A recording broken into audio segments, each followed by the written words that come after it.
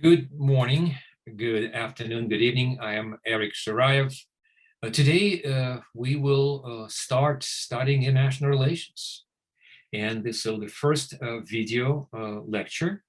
And thank you, TutorDudes, for helping with this video. Will be first lecture, a summary of subject that we study.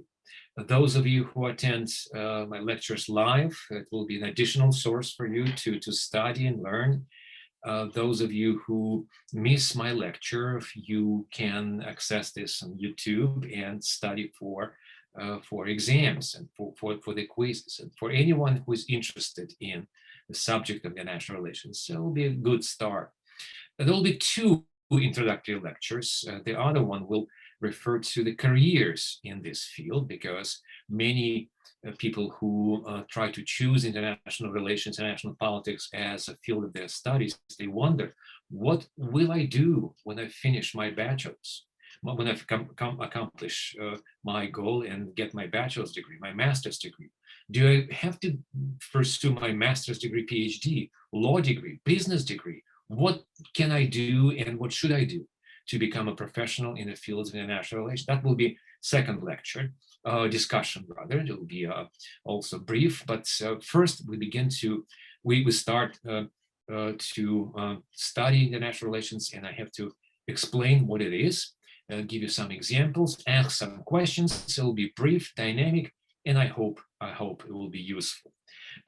In my lectures, I will appear first, then I will share a screen with you with PowerPoint slides. And usually at the end of every lecture, we'll tend to have many of them in the future. At the end of every lecture, there will be a brief, short quiz. You can just do it right there and ask. I'll ask some questions, and you'll will answer them to sort of tap on your memory, to check what you remember, and to help you with basic knowledge and retaining the basic knowledge related to every lecture. Having said that, let me just share the screen with you. We'll start with the first subject, and it's exactly, let me enlarge this and make it sure that it's here. Well, introducing international relations. Well, we most of us, vast majority of us, travel, and you have been abroad, I was assuming. You carry a passport to leave the United States or any other country and to enter other countries. So passport indicates our nationality, by the way, not for other identities, but basically our nationality, which is essential for us to understand international relations. It indicates your attachment or your links, formal links to a particular country, a particular legal entity surrounded by borders. So it's a piece of territory which is usually not there on the map when you fly over the earth. There are no those borders identifiable there for the most time.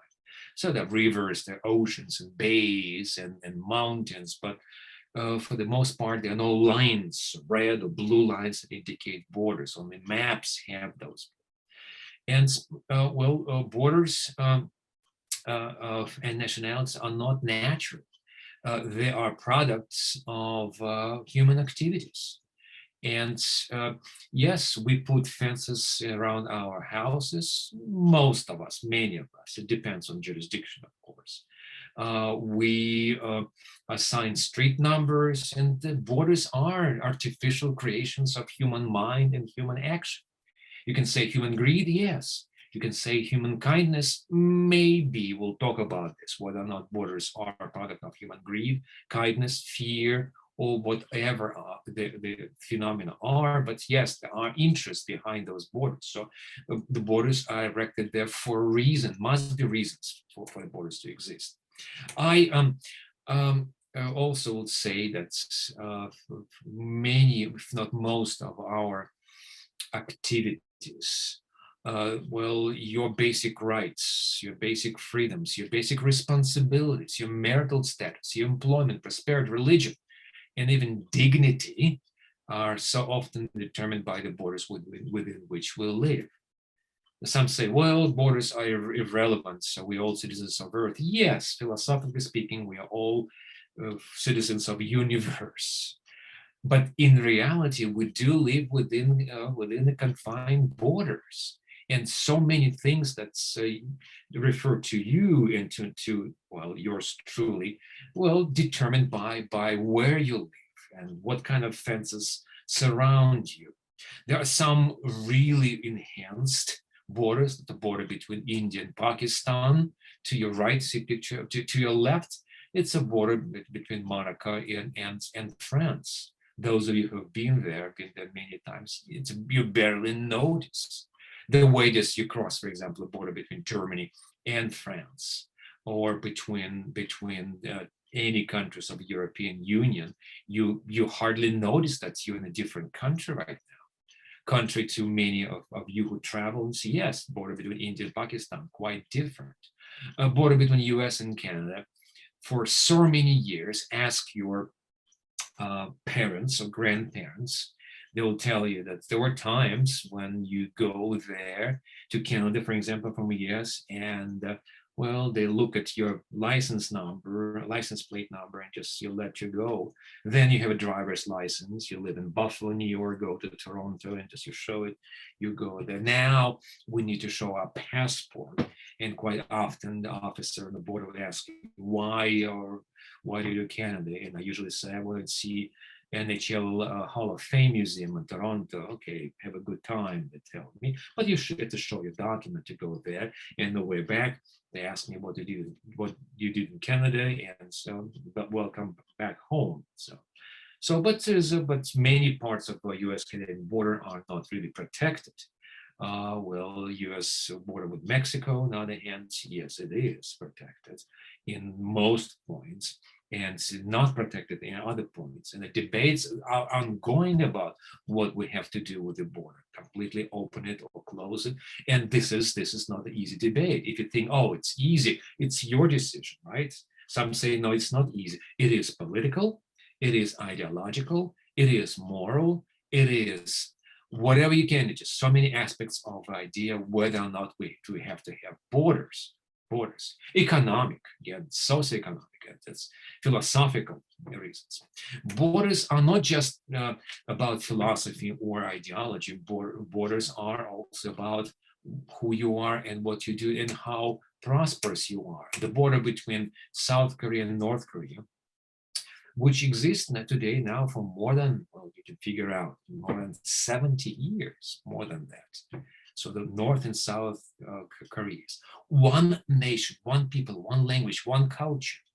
The Korean culture is rich, it's original, it's been there for centuries, right? And then the border. And then we have two different lifestyles, political systems, levels of prosperity, to different viewpoints, and so many different things. There's studies comparing North and South in terms of the weight, the height, ideas, thoughts. Very difficult to conduct research in North Korea because they don't allow any type of research right there. But we see clear in terms of prosperity, in terms of opportunity, freedom, and freedom of choice, and freedom of conscience, and freedom of assemblies, and many other human freedoms, and economic opportunities and realities are quite different. Why? The border. Well, it's not that simple, of course. Not just the border, but the policies that people, governments in North, in the South, the people of the South and the government in the North conduct,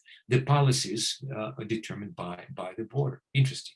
1 inch to North, and you are a different world.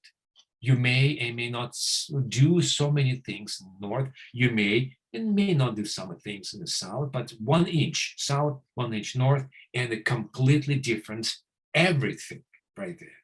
So what is it? What is it? It's why such a difference, right? A difference between two nations. And we can talk about East Germany and West Germany in the past during Cold War. We will discuss North and South Vietnam, We'll discuss other ideas associated with borders, but why are they so important? Well, because borders determine policies, determine actions of individuals and states and armed forces and businesses. International relations, or IR for short, the study of interactions among states and international activities of non-state organizations. So states, we will define states later on, discuss well. There are entities which are organized according to certain principles, but certain principles are implemented within the borders of each country. You cross the border, there'll be different principles, it'll be different state. When I say country and say state, I use these terms often interchangeably, but there's some differences, but at this moment, we don't split it here. What I mean non-state organizations, very good and valid point. International relations as a study, as a field of studies, examines not only how those states within borders interact, but also those states form organizations. We'll talk about the United Nations, we'll discuss NATO, we'll discuss the Shanghai Security Organization, to later learn about this. So those are sort of a conglomerates or sort of interacting entities, interactive entities based on certain principles that act together, because they agree to act, about acting together. International relations also can stand for the foreign affairs of states and non-government organizations. It's important because to some individuals, I've noticed my students whose English the first language, it doesn't really matter. It's just maybe it's the first language, but maybe it's second language, but they're confused. International relations is a field of studies. Yes, it's also, we use the term to indicate the relations between two countries. So we can say international relations of France, international relations of South Africa. So the country conducts those relations with other countries, and this is what the term can indicate. And also, quite often in many universities in the United States, English-speaking countries, there's a course called International Politics. It's about the study of political aspects of international relations, and also could be tricky, but in general sense, it's about politics is about power. It's about the ability to exercise the power, and through legal, business, economic, social, cultural means, but by using those means. And when I say international politics, I often mean international relations, but to emphasize the importance of political aspect of international relations, I say international politics, but those terms are often used interchangeably. International politics is different from comparative politics. Some of you have taken this course, some of you have not, will in the future. International relations, international politics is different because we discuss interactions between two among several states. Comparative politics studies the systems within which. The British system, South African system, Vietnamese system, Chinese systems, how governments work, compare parliaments, party systems, voting behavior, judicial branches, but this is what comparative politics studies. Here, we like this, we study these systems, but we look at the interaction of this system. Of course, systems overlap. International politics is not only about gathering facts and describing them. We gather facts, we describe them. We also try to explain why certain events take place and why certain policies are important and others less important. And to explain the nature of international relations, let me turn to several examples, several questions, and this will be, I think it's more interactive and it's more dynamic part of my lecture. And by asking these questions, I will ask you to think about, answer them, and then I'll tell you why I've asked this question. Well, first of all, maybe it's very simple. How many permanent members does the UN Security Council have? First of all, UN stands for United Nations, And Security Council, well, stands as the executive board body of this international organization. And options are, and this is again a picture from New York. This is UN Security Council is in session, and the options will be well, the options are, let's see, there are 5 of them. So the 5 of them: United States, UK, the Kingdom, Russia, China, and France. The question is, but why 5? Why not 10? There are almost 200 countries in today's world. 200. Why can't other countries, such as Mexico, great country, big country, very powerful, one of the most advanced economies in Latin America? Why Mexico? Why not Mexico? How about Germany? We heard, and we hear every day from the media. So it's an engine of European economy. Germany, well, why not Germany? But how about Japan? Very powerful nation. So, well, how many Japanese cars are there? Japanese technologies, Japanese science, education. How about India, second largest country in the world? How about Brazil? Why aren't they there? And by the way, how about India and Pakistan? 2 very powerful and wonderful countries in Central Asia. But how about Africa? How about Nigeria? How about Zimbabwe? How about Ethiopia? Well, they're supposed to be there. Well, they're not there. When we study international relations, we will learn that the contemporary international system was built on certain principles. And this is exactly one of the principles that we use since 1945. Well, decision was made in 1945. 5 members of the United Nations, namely right there, you see them, would be playing a role of, and I will not just back off and say, well, they will consider to be multinational cops. So yeah, police officers. 5 countries were supposed to police the international system, not in the sense that they will be punish everybody. No. Make sure that if there's a violation of common rules accepted by members of the United Nations, well, these 5 countries will intervene and make sure that there's no war, there's no conflict. If there are conflict, they're resolved. If the violation of common rules, there will be punishment for those countries violate those rules. And why these 5? Well, that was decided. Countries that were victorious after the World War II, the Soviet Union. You can call it interchangeably. I publish in the fields of Russian politics. I know this subject, and it's okay for professionals sometimes to say Russia, Soviet Union, referring to country in the past. Technically, we know what we mean. So the Soviet Union, and United States, and UK, and France. Well, France was occupied by Germany, split into 2, but French played an instrumental role in victory in World War II. So did China. The decision was made by a collective decision was made. Will be 5 of us. And you say, but wait a minute. How about India and Pakistan? How about Japan? How about Argentina, Brazil, South Africa, Egypt? Where is any Arab country in the world? So how many of the people who speak Arabic in the world? 1 billion today now. So it's maybe a little fewer, but still, where are they? Well, they're not there. Is it fair? I would say no. Not a single Latin American country, not a single African country, not a single Muslim country is there, right? And yet the system has been set.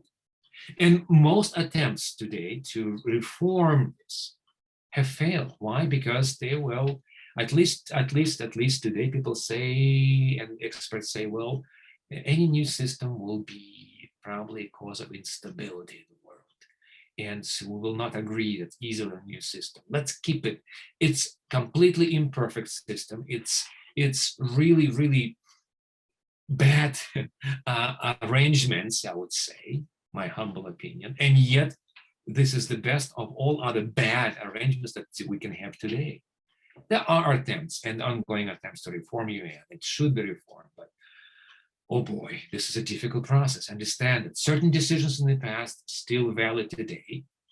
They are not really actually helping us to resolve all problems, and yet any reform is likely to fail.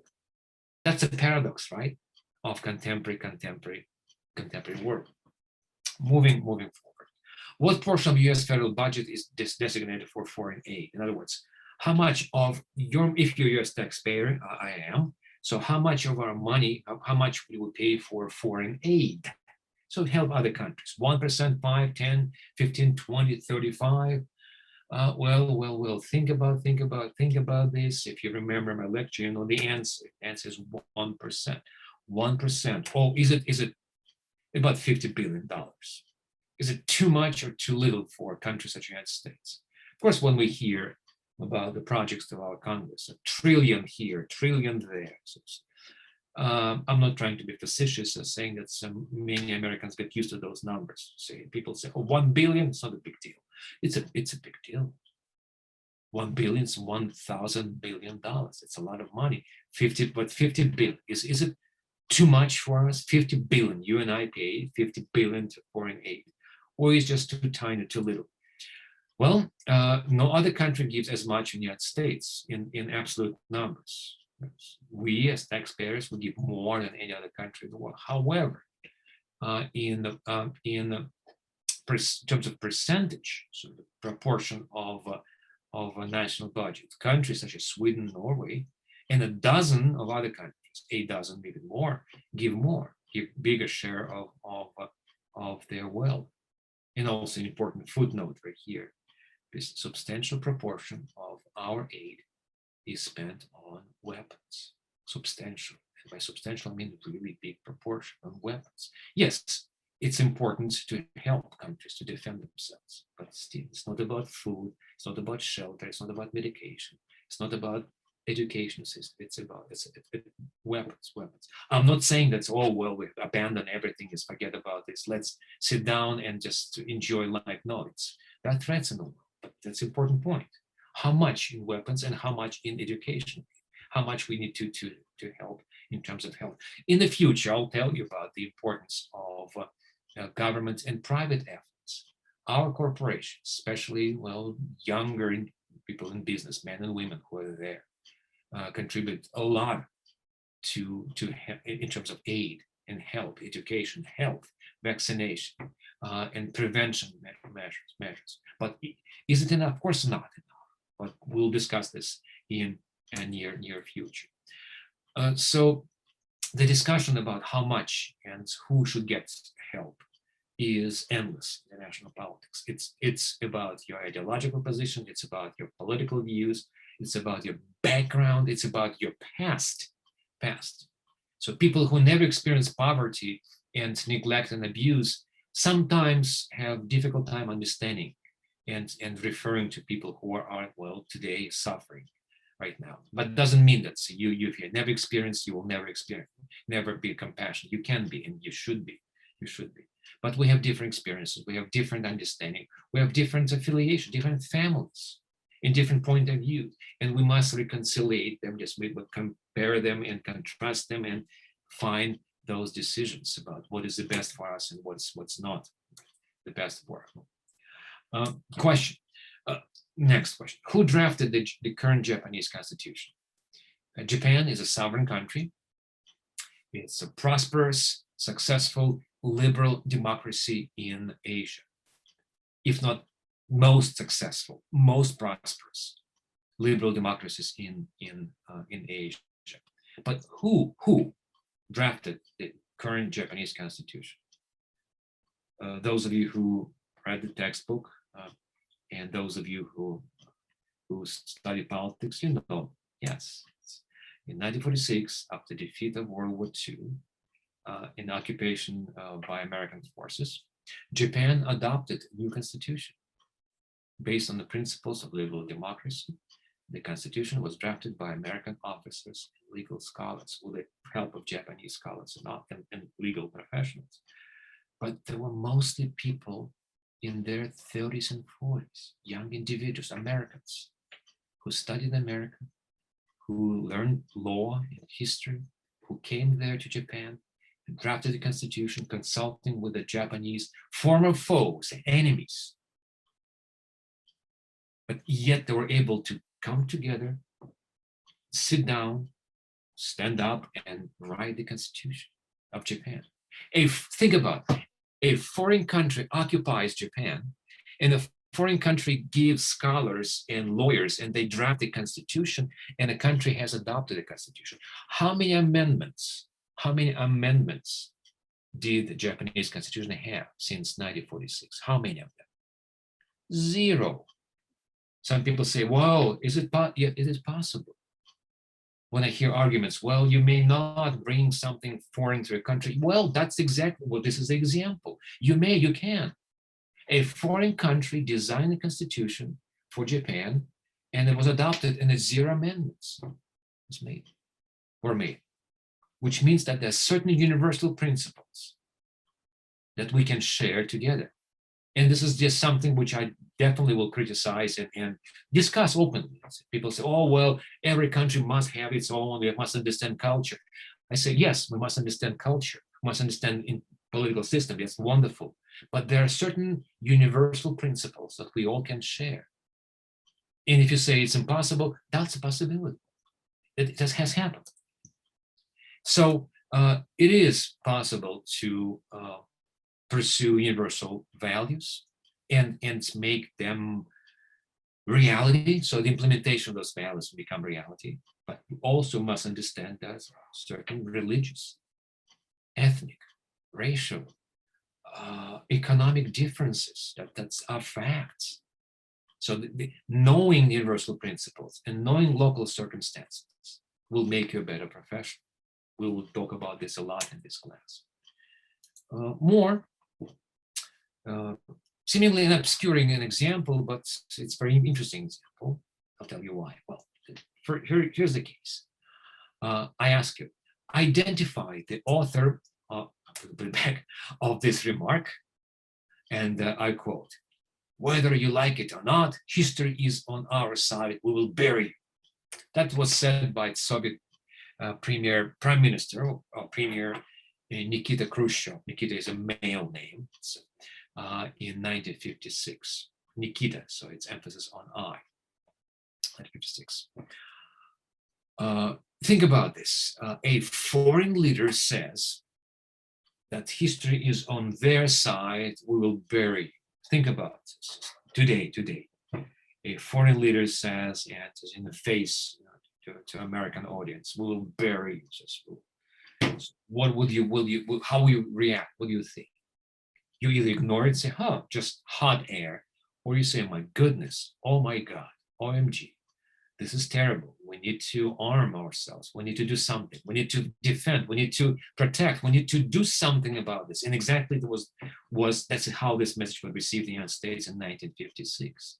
You say, well, it's a long time ago. It's ancient history. It's not ancient history. Ask your grandparents, they will tell you how difficult and scary 1950s and 60s were in the United States, because most people were convinced that the Soviet Union, Russia, was about to attack America. And yes, see what Khrushchev said, we'll bury you. But he didn't mean that, by the way. It was a different meaning. If people knew Marxism, Leninism, ideologies behind the thought of Khrushchev, they would have said, well, he didn't mean that. What he meant was that history is a stage-by-stage process. And according to Marxism, every stage replaces the other. So it was a stage of slavery, there was a feudal stage in the world with kings and dukes and sultans and shahs. And then there was capitalism stage, the private property runs supreme, and the corporations that run governments. And then there will come stage of socialism. There's no private property. Everyone shares equal share. It's in theory, of course. And that's the new stage. And that stage would replace capitalism. And that's what the idea behind the policies of so many communists in the 20th centuries. And Khrushchev meant that the history is such that he will be, maybe his children will be witnesses of the implosion of capitalism and world socialism had been established.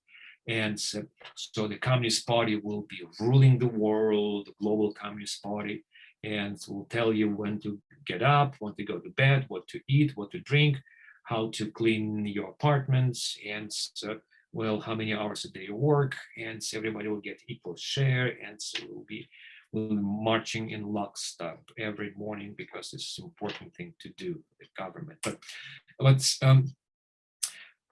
he didn't mean to destroy the United States, but for you and I, and for those of you who work in diplomacy and national affairs, it's important to understand the language, to understand the cultural background of political leaders, understand the theory from which they talk about. It's so easy to just dismiss. It's foreign. It's not ours. It's not democratic. It's bad. It's evil. Maybe. But we must understand the scholars, the ideologists, the researchers, and those who speak on behalf of their countries, be it a religious point of view, be it a political, be it ideological. To understand is not to forgive and accept, but it's to comprehend better and respond better, hopefully with peaceful means, hopefully with the means of negotiations. And a final question today. Seemingly just maybe silly, irrelevant to the subject of international politics, but it is very relevant. Which country prohibits the entry of chewing gum on its territory? And I give you a hint to see the picture, and the answer is Singapore. One of my students posted was on Facebook saying that actually I used, with her permission, this comment. And she wrote to me regarding Singapore gum law, described in chapter 1 of the textbook. Singapore allows the sales of sugar-free chewing gum for, well, therapeutic purposes over the counter, and pharmacies throughout the city-state do it. It is possible to buy and chew chewing gum if you give your name, ID, and phone number to the pharmacist. Many of my fellow libertarians will cry, just, oh my goodness, will simply, you give your name and passport and ID to buy gum? Others say, well, it's about clean state. It's about rule of law in the country. Singapore, check it, according to the views of so many people, is the cleanest country in the world. And the laws of each country determined by the borders, right? And borders determine the issue of how far laws can go, but borders also determine different laws, and laws are different. In some countries, you may do certain things and may not do other things. It's about jaywalking, it's about driving, it's about consuming, it's about your sexuality, it's about your identity. In some countries, to say openly that you are a gay or lesbian, that could be a death sentence for you, by the way, today. In some countries, to discuss issue of transgender issue, LGBTQ issues, could be prohibited by law in Russia, for example. If I right now will discuss what LGBTQ issues are and so important it is to fight for the rights of individuals to be who they are and fight for their individual civil liberties. If I do this in Russia, I'll probably will be expelled from the country. Probably, hopefully not, but all laws allow them to do so.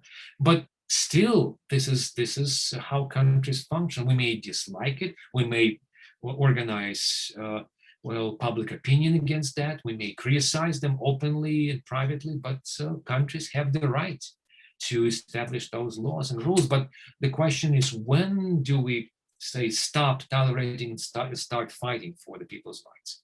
Or when we say, well, what can we do? This is a law of a country, and so we may not do anything else. We'll discuss sanctions in this class. We'll discuss activities on non-government organizations, diplomacy, and other ways and means by which we express our opinion and influence policies of other other countries. But before we discuss how you do these things, and so this is something which I want to talk to you next time in the next lecture, which will be dedicated to the professions in international relations, the career choices. Before I do this, I want to suggest to you that, well, international relations, because of final statements, is a very complex field. We study how states interact, how international organizations interact, and how non-government organizations interact, but still the major context is well, states and borders that have been erected by our ancestors many years ago or recently. So this is a fascinating field with many applications, and I hope you will find your place in this field as a diplomat, as a professional, as a teacher, as a writer, as a reporter, as an individual who cares about the future of our planet. Thank you for listening, and we'll see you soon. As always, at the end of the lecture, you can check those practice questions. There will be just a few of them. Thank you, TutorDudes, for helping recording this video. And I'll see you later. This is Dr. Eric Shiraev. I'm signing off. See you soon.